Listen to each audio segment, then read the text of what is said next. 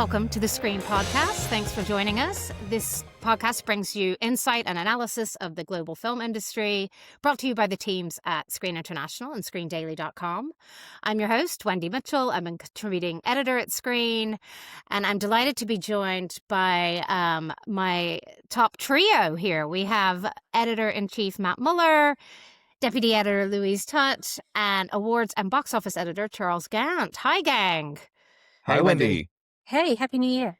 Yeah, I've missed you. I've been trying to talk to the cat about, will Netflix get Warner Brothers? And he's really not so good on any kind of analysis.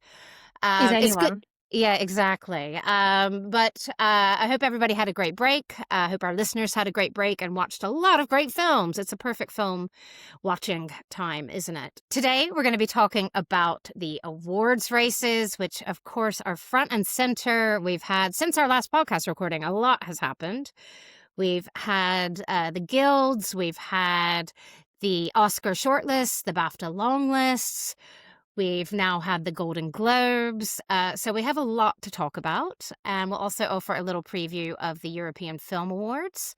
So much to talk about. And I should say my highlight of Christmas was watching Christmas Karma, and in the true spirit of Christmas and the true spirit of good karma, I shall not talk about that film in public.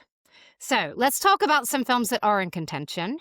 So, Charles, as I mentioned, we have had a lot of awards activity since we last spoke to you. There's been the Oscar shortlists, the BAFTA longlists, and I have to say an aside, those should not be called longlists. They should be called shortlists, not just to match the Oscars, but the long list should be the 209 eligible films or whatever. And then we go to the shortlist, and then we go to nominations. I'm sorry, but words matter. We're Screen International. We've also had all the Guild nominations, and then on Sunday night we had the Golden Globes. So we've got a lot to talk about. And Charles, I know you're somebody who thinks about this and how things are shifting with each new set of lists or nominations. And yeah, what are some takeaways that you've seen from the past couple of weeks? Well, we had the BAFTA long lists last Friday, and that is a big indication of how the British Academy is thinking about these films. These are long lists of 10, which confuses the hell out of all of our American friends who's like, wait, your long lists are shorter than our short lists? What's up with that? So we have the 10 films long listed for Best Film and 10 films long listed for Best Director. Of those films, there are 6 that are across both lists. And those 6 films are Begonia, Hamnet, Marty Supreme, One Battle After Another, Sentimental Value, and Sinners. And then on top of that, you've got a film and all of those films are among the films that achieved the most long list inclusions, led by One Battle After Another with 16. And then you've got Frankenstein, which made Best Film, did not make Best Director, and that is sort of equivalent to most of those films in terms of how many long lists it's on.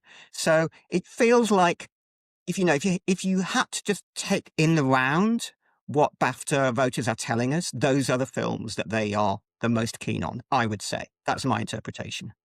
And those are all strong films and probably no surprises, I would say, in those films. No, I don't think anything was very surprising there. I think that in terms of if you want to talk about surprises, I've got to tell you, I did not see coming Nuremberg being on 6 long lists, including Best Film and including they got an adapted screenplay nomination, a long list inclusion as well. So that to me was a film that has definitely been part of the awards conversation. We included an interview with director James Vanderbilt in our awards editions, and we certainly considered it to be in the mix, in contention. I just, did not necessarily expect it to do as well as that. I spoke to someone close to that campaign. They say that voters have been really responding very well to it. It's probably a bit similar to Lee, last year, Kate Winslet's Lee, which happens also to feature the Second World War and I mean, Nuremberg is set in the immediate aftermath of the Second World War. Lee is set primarily in the final year or so of the Second World War. So it's an interesting comparison. Both films did well at the box office in the UK and Ireland. So, we should be maybe paying more attention to those kind of indicators. But also both Sky Cinema films, I believe. Exactly. Sky Yeah. Cinema distributed in the UK by Studio Canal. Yeah. Hats off to that campaign. I think some of the other takeaways for me are that in Best Film, we only have one film which is not primarily in English, and that film is Sentimental Value. And Sentimental Value is also, it made eight long lists. It made some key categories, including director, including original screenplay. It's on some acting long lists. So of the films that are not in the English language, that is definitely pulling way ahead for BAFTA voters. And no other film that's not in English got more than 2 long list inclusions. So I think that there's been a lot of chatter that this year, and certainly in Screen International as well, that this is the year where a number of films not in English could really, really connect with voters. And some of those films include It Was Just an Accident, include The Secret Agent, include No Other Choice. The Voice Also of Surat, which I Rat. keep banging on about as my film of the year, but that was on a lot of the Oscar short Shortlist. lists. And then I Exactly. was surprised that wasn't on more of the BAFTA long lists. You and me both, Wendy. I mean, look, I also love Surat. I expected it to feature in some of the BAFTA long lists where it had figured in the Oscar shortlists, including, categories like, is it sound, score, cinematography? It made it for casting, which is great. And it made it for film not in the English language. So it's Yeah. for those of us who want to see a more kind of diverse set of films from countries around the world.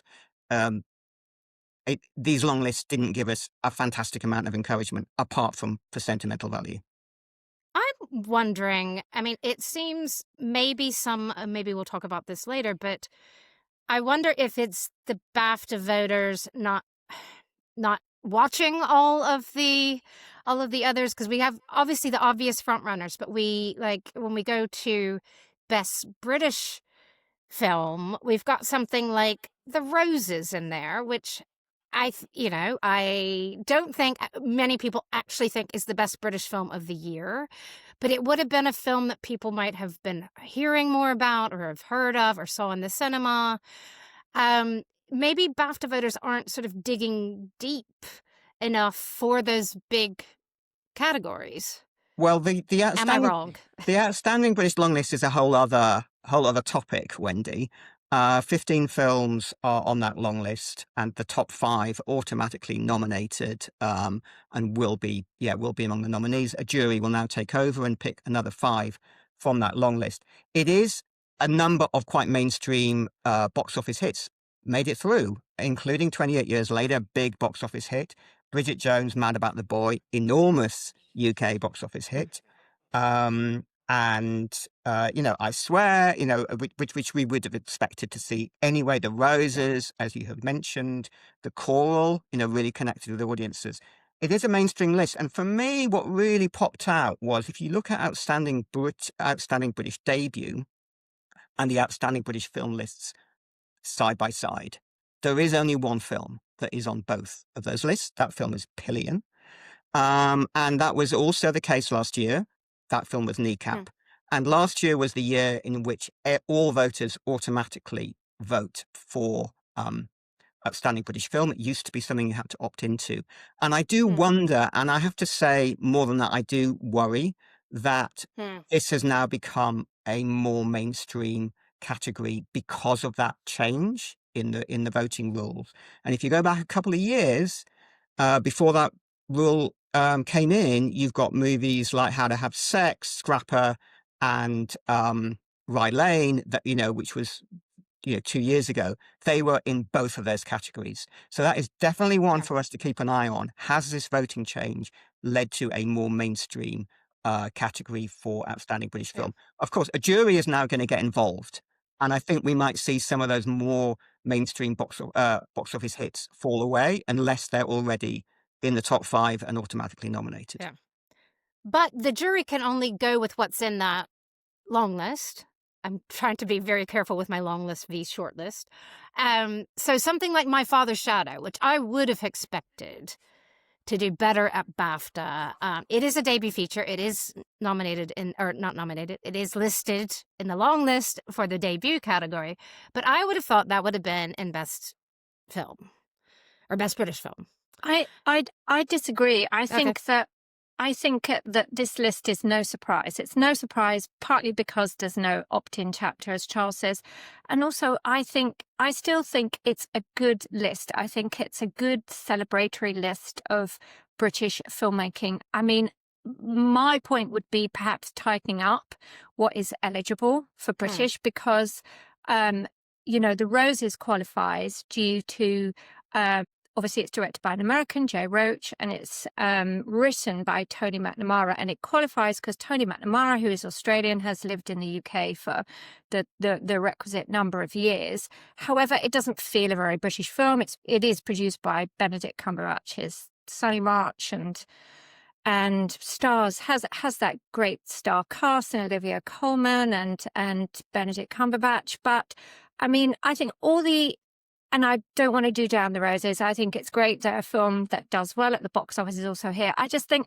at this time, people are asked to watch a lot of films at a very busy time of year. And of course, people should and are watching films throughout the year, but it's no surprise when it comes to Christmas, and it's an uncertain world out there. And I think people are going for the known. They're going for the star driven. They're going for films that also are perhaps not the heaviest of subject matters. They want a bit of comedy, although there are some very challenging subject matters on here as well, in Stephen in Warfare. And I think that there are other, thank goodness for the Biffers, thank goodness for Cannes, that's where these smaller art house films get recognised, and perhaps their time will come. And that's fantastic. There are films missed off, that there are enough to go round, that there are so many great British films that there aren't all on this one list of 15 films. And we can debate independent and we can debate, taste, but I am not surprised by it at all. I agree with Louise in that I also think we aren't privy to the decision-making processes of BAFTA about why they decided to open up British film to the entire membership as opposed to make it opt-in. But I think one argument you could make is that exactly this reason, they want to go with the most kind of perhaps appealing, commercially successful British films in the market, and they have their outstanding debut category to celebrate films like My Father's Shadow and Waste Men, which are the kind of smaller, more independent films. And as you say, Louise, thank God for the Biffers, because the Biffers are there precisely, a very big, high-profile ceremony that does celebrate independent British films. So maybe BAFTA wants to differentiate itself a little bit in this category going forward. I was going to say, all these films are produced by really good UK independent film producers. They're all there. I mean, Bridget Jones, yes, is the big working title films, but working title films is a great, successful British production company. I mean, I think if you look at all the production companies here, I think DNA Films has 2 films on the list, with 28 Years Later and Warfare, and I think it's if you look at it perhaps from that point of view, I think it's an encouraging list. Also, we need to remember that BAFTA is also trying to, as you've pointed out, celebrate the breadth of British filmmaking. It's not just the critics' favorites, which might be the Cannes favorites, which might be, the ones I like to stump for. But I do think some BAFTA voters, I think you do have a responsibility not just to put on the film at Christmas. It's the easy watch, but maybe dig a little deeper. But I'll get off my soapbox now. Charles, one other surprise, maybe, or actually it's going along with what you said about films not in the English language, but Wagner Moura, who's totally beloved and has been really recognized all over the place. He got the Golden Globe on Sunday. That film I thought maybe he was going to get on that BAFTA list. Were you thinking the same, or was he always a sort of outlier? No, I was thinking, Wendy, I was thinking the same. I was thinking that of the films not in English, Wagner Moura for The Secret Agent would be one of the ones. Whether he ended up being nominated was another question, but I would definitely have Yeah. expected to see him on that list of 10.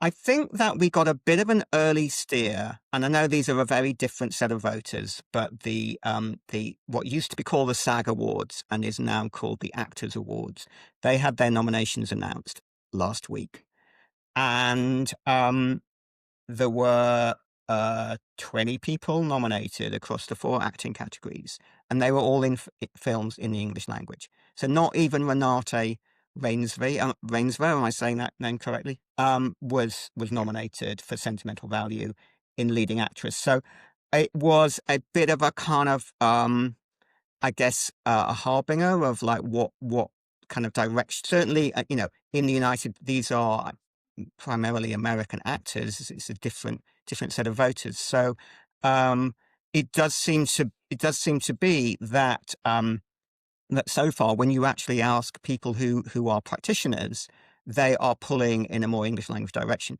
The Golden Globes, it's fantastic for Wagner Moura that he won that award, but it's like, how predictive really are the Globes? I mean, the people who are voters are critics and entertainment journalists, and that a few of them are BAFTA voters, none of them are Oscar voters. Yeah. Just an interesting point to add about Wagner Moura, because like both of you, I just for sure thought he was going to be a shoo-in for at least to make the long list for BAFTA. But last year, Fernanda Torres didn't make the BAFTA long list for I'm Still Here. Then she went on to achieve an Oscar nomination. So what is it about Brazilian actors that BAFTA voters aren't engaging with? There's something going on here. I think, isn't it more that the US voters are more engaged with the Latin American actors and films, I'd say. Yeah. Exactly. Yeah, but I did go to a reception for The Secret Agent that Mubi had in London, and I mean, Wagner Moura was charming. Every person in that room. Yeah, but going back to your point, Charles, on the guilds, because I think we see similar things from DGA and PGA, and yeah, I think it really is a case of who is voting for those, and I think they used to be such a good predictor of Oscar. Mm-hmm. But I think Oscar comes out of if they come out looking a little bit, domestic, the guilds, I think Oscar comes out of it looking great and much more accepting of international film, promoting of international film. I think, they don't give exact breakdown, but 55% of the AMPAS voting intake last year was international.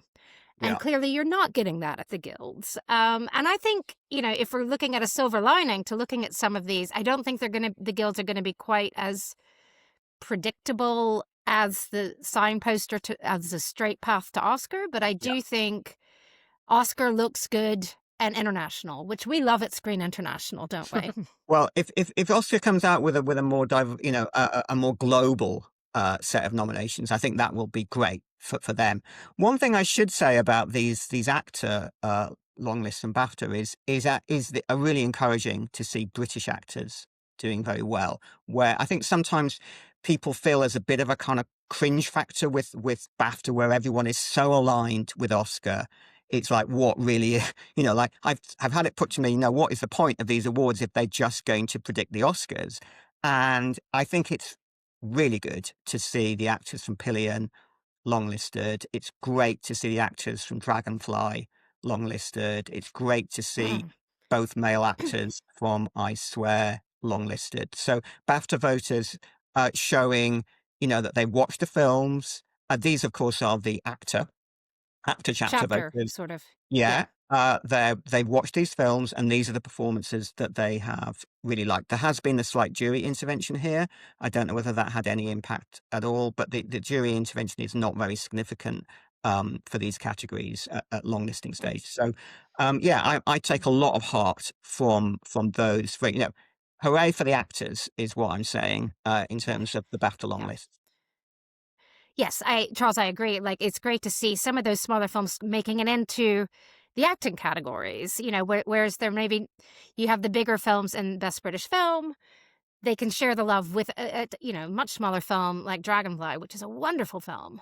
Let's jump now to the BAFTA long list of the category that is film not in the English language, and this has quite a different set of rules to the Oscar Best International Feature category, and we often see quite different lists. So, Charles, how are these shaping up so far? Well, yeah, just to add to that explanation, for I'm sure the podcast listeners know that the Oscar, each country submits a film, and they don't have to have been released in cinemas in North America in order to be eligible. BAFTA has a completely different system where no country submits a film, but the film has to have been released in UK cinemas within a month of the ceremony, and obviously also submitted by the distributor.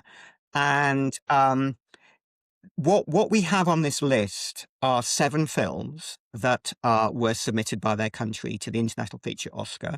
We have 3 films that were not submitted by their country: Paolo Sorrentino's La Grazia, Richard Linklater's Nouvelle Vague, and Hikari's Rental Family. So yeah, very interesting to see those other 3 films in the mix. Italy might, wonder whether actually La Grazia could have been a good choice for them for the Oscar.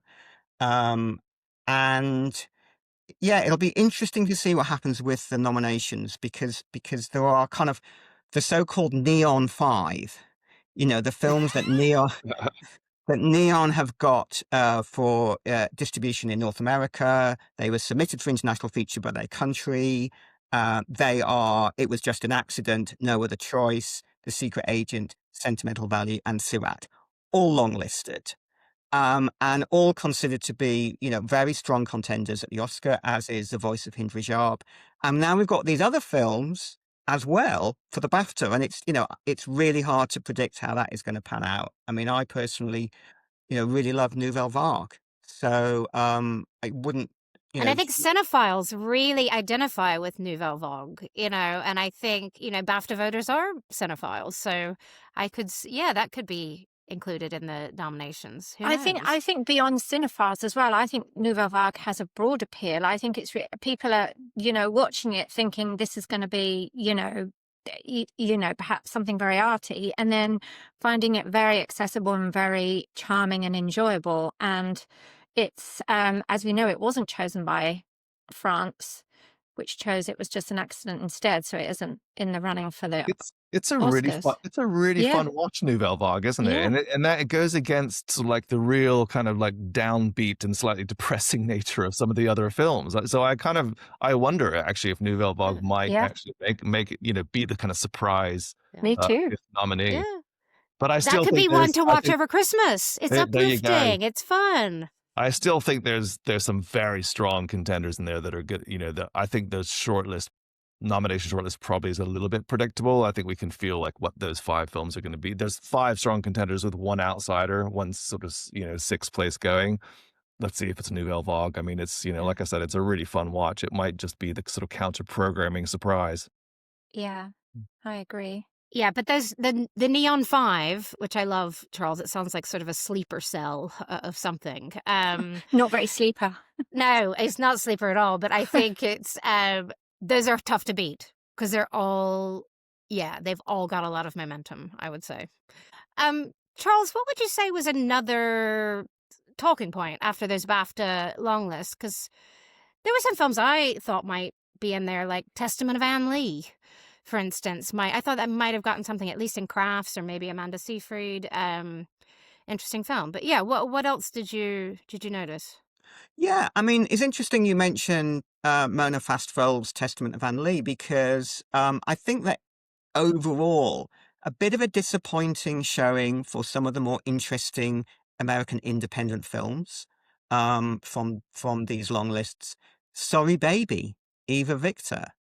Where was Sorry Baby? I mean, what a great film. If I Had Legs, I'd Kick You is longlisted for leading actress for Rose Byrne, but for nothing else. I mean, I really like this film Lurker, US indie film, which I, frankly didn't expect to see longlisted. But if you look at, for example, the Indie Spirit Award nominations, and then just see how many of those films are appearing on these long lists, it's not a great overlap. And it'll be fascinating to see if the votes of the American Academy are a bit different. I think I should also mention here Train Dreams, Clint Bentley's Train Mm. Dreams. Now, Train Dreams is on these long lists, and it's on for screenplay, it's on for leading actor, and it's on for cinematography. But considering sort of the buzz on that film in North America, I'm not sure that Netflix are going to be totally thrilled with those 3 long list inclusions. Hmm. I think they might have hoped that it would register a little bit better than that. And I think it'll be really interesting. I mean, I would not be surprised to see Train Dreams getting a Best Picture Oscar nomination. That means it's one of the top, Oh. the top 10 films for US Academy voters, and BAFTA Mm. have just very clearly said it's not top 10 for them because it's not on their long list for best film. That's interesting about Train Dreams because, of course, Netflix picked that up out of Sundance last year. And I think the Netflix title that, to me, that seems to be getting more momentum now is Frankenstein. Guillermo del Toro got the DGA nomination, which, is the DGA is obviously a big voting block for AMPAS, for the AMPAS nominations. So, yeah, interesting. Train Dreams, Frankenstein, Jacob Elordi, I feel like has a good headwind behind him for the Best Supporting Actor category. What do you think about Joel Edgerton for Train Dreams in the acting category? Do you think he's got a chance? I think that Joel has got more chance at the Oscar than the BAFTA. And for support for leading actor, leading actor, it's such a tough category because you've got Ethan Hawke for Blue Moon, you've got Timothée Chalamet versus Leonardo DiCaprio. That's like a big face-off into for Marty Supreme and One Battle After Another, and then you've also got Michael Jordan for Sinners. So that, I don't know. That seems, there's still a lot to play for, Matt, but that does seem like a big mountain to climb for Joel Edgerton. Let's move on to the Globes, which we have mentioned happened on Sunday. I'm sure everybody has seen the list of winners by now. And Charles, as you mentioned, this is voted on by a group of journalists. It's not always an indicator for Oscar. But I will say I was encouraged to see Rose Byrne win in her category. Obviously, at Oscar, she would be up against Jessie Buckley for Hamnet because their categories are not split between comedy and drama. And, If I Had Legs, I'd Kick You, very dark comedy and relentless. But I love that film. I love her performance. I was happy to see her win. Wagner Moura, we said. Stellan Skarsgård gave a very charming speech. Because sometimes I think the Globes can be a bump with the speeches. Or even if we're being flippant with the outfits, who's looking the best on the red carpet. I hope, voters are really, but also they might think about the speeches. Like Stellan gave a very good speech sort of championing cinema. He's quite self-deprecating. We love that, his sense of humor. Timothée Chalamet, I thought, because he's been so sort of cheeky with all the Marty Supreme promotion, it was a very earnest speech. I thought it was very respectful to the room, to the older people who have come before him. I thought he kind of nailed that speech, and I think that might help him. Teyana Taylor, oh my goodness, I know she's an actress, but I don't think you can fake that reaction shot when she won her Globe. And yeah, very moving speech again. And I think those things might help a little bit in especially the Oscar races. Who knows? Maybe if the BAFTA voters are also watching those things. But Charles, anything you want to mention from the Globes? Well, I think for me, of interest, in terms of performance, it's good to look at the supporting categories because those are the same categories as Oscar. So obviously Wagner Moura will face competition from both Timothée Chalamet and Leonardo DiCaprio at the actual Oscars. And as you rightly said, Rose Byrne will face competition from Jessie Buckley. So it's sometimes hard to fathom out how that is all going to play out. Normally, it's the dramas that dominate the Oscars. I think this year, with One Battle and Marty Supreme, we might see that play out a little bit differently. But in supporting, this is a battle that is going to be, it does sort of it's quite relevant, I think, to the Oscars. And Teyana Taylor won for One Battle After Another. I had the feeling that in terms of the way that votes are moving, we do feel that Amy Madigan for Weapons is really coming on strong in the supporting actress category. And it'll be interesting if, that now, if the win for Teyana Taylor sort of like brings her, she has been the front runner from the beginning, I would say. So it'll be interesting to see how that plays out. Obviously, both those movies are Warner Brothers.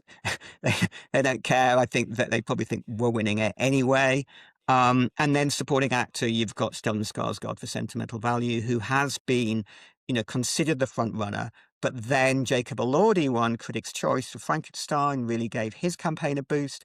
Now it's the pendulum has swung back a little bit towards Stellan, if we pay any attention to these votes. So that is going to be an interesting battle. But there are some other very strong people who are nominated for the Globe in that category. So potentially, Benicio del Toro and Sean Penn were pitted against each other. Potentially those votes split. So, we'll see if that gets replicated at Oscar. Yeah, interesting. And Louise, how do you feel about the Globes? What sort of relevance do you see for the rest of the races? It's, as Charles says, it's, there's a bit of, sort of nuanced relevance to the rest of the races in the speeches. I think the Golden Globes are a bit of fun. I think they're good in a wider consumer context. They're televised on CBS. They have this cut through to the consumer press, to the mainstream press. My dad asked me about Hamnet and Jessie Buckley. There's loads of the weekend newspapers in the UK, they're full of Jess's Rise from, I'll Do Anything, which was this reality talent show on the BBC in mid-2000s. And I think that it's all just a bit of fun. It all celebrates cinema going. Anything that the industry in which we write about and, our listeners working, it's all about eyeballs, and it's all about sort of cultural cachet, isn't it? And the Golden Globes have always been that bit of fun that do that. The stars like them, as we know, because of the free flowing alcohol. And it's all part of the game. And it's always a great fashion moment. The Globes feels like that first major fashion moment of the year, and I love it for the dresses. And Teyana Taylor getting on stage and sort of flashing the cutout on the back of her dress when she won, I thought was very it was a good moment. It was fun. She was having fun too. Yeah, we don't need to relitigate the Globe's troubles over the recent years, because obviously if you peer under the bonnet, you probably won't like what you see. However, I think in an industry perspective, it's a great ceremony to have, and we like it, as everyone sort of says, because of the eyeballs it brings to the film industry and the films that are in competition for the awards. Yeah, good. We also have another one that I think is a really good one for the industry, for the European industry. I'm talking about the European Film Awards, the IFAs. They are going to happen on January 17th. So depending on what day you're listening, that's probably in a couple of days. Sentimental Value is I think leading the noms. Sarat, It Was Just an Accident, Sound of Falling, all did quite well in the nominations. I'm curious to see. This is the first year that IFA has moved to a January slot, and it traditionally was in early December, I believe, and it kind of kick-started. It was kind of like that, what's done well out of Cannes, and then if it wins all the IFAs, maybe that gives it a bump. It seems like they were probably trying to align more with the rest of the calendar, which I can see in some ways as a good thing. But Matt, is it going to give anything a bump? Does it sort of lose its slot where it sort of kick-started things before in December? Does it sort of, I don't know. I think it's a wait and see. This is the first year they've done it. I'm just asking the question. Yeah, it's, look, like you say, it's interesting. I think they deliberately wanted to make the move into January to make themselves more relevant in the overall award season calendar. You're absolutely right. The question is it the right move? Will it be successful? Because Oscar nomination voting is happening this week. So won't even have an impact on that because the ceremony won't happen until Sunday. So, but I think the films that are leading the European Film Awards pack, Sentimental Values, Sirat, etc., they won't be impacted. Whether they wouldn't have an impact on that race anyway, but perhaps they could have an impact further down the line for the eventual winner, the eventual winner of that sort of international feature category. So I see Sirat and Sentimental Value as the two front runners at the European Film Awards, and I think the European Film Awards tend to go for sweeps. So you see one film taking the director, the film, the screenplay prize, and then at least one acting prize. And that's happened the last 3 years, and probably even stretching back further. I mean, last year it happened with Emilia Perez before, and Carla Sofia Gascon won Best Actress before she then derailed her campaign with her social media tweets that were exposed. And then the year before that, it was Anatomy of a Fall, which of course did go on to Oscar and BAFTA glory in the screenplay category. And then the year before that was Triangle of Sadness. So it could have a good boost, I think, for Sirat or for Sentimental Value, or potentially, the third contender, it was just an accident. But I sort of see Sirat and Sentimental Value as the kind of leading contenders for this weekend's ceremony.